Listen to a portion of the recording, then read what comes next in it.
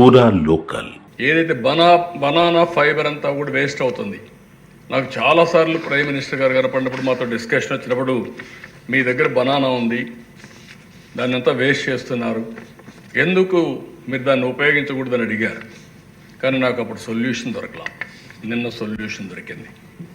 Banana ఫైబర్తో బ్యాగులు తయారు చేస్తున్నారు, శారీస్ వస్తున్నాయి, బట్టలు వస్తున్నాయి, ఆ నుంచి బొమ్మలు వస్తున్నాయి, చాలా తయారు చేస్తున్నారు. రెండో దశ గుర్రపు డెక్క. ఇది ఒక పెద్ద సమస్య అనుకుంటాం. ఇది కూడా గుర్రపు డెక్క కూడా ఒక సంపద సృష్టించడానికి మనకు వస్తుంది. దాంతో కూడా బ్యాగులు తయారు చేస్తున్నారు.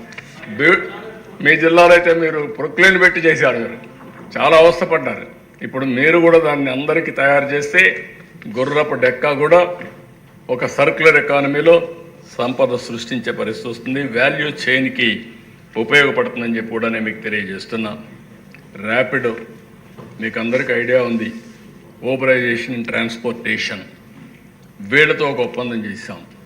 1000 వెహికల్స్ అవి కూడా ఎలక్ట్రిక్ వాహనాల కింద ముందుకు వచ్చారు. నేను కొంతమంది మహిళలతో మాట్లాడాను, మీరు చేస్తారా ఇది అన్నా. అందరూ కూడా ఆటోలు కానీ మోటార్ బైకులు కానీ మేము చేస్తా ఉన్నారు.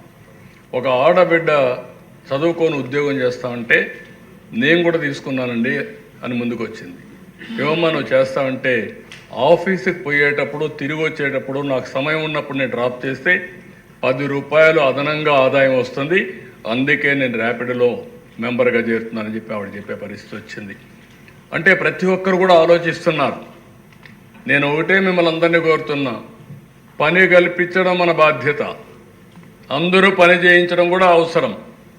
ఎవరైతే బాగా పనిచేస్తే, నిన్న నవ్వుతూ అన్నాను, మన ఎస్ఆర్ఎం యూనివర్సిటీ వైస్ ఛాన్సలర్ 85 ఏళ్ళు, చాలా ఫిట్గా ఉన్నాడు.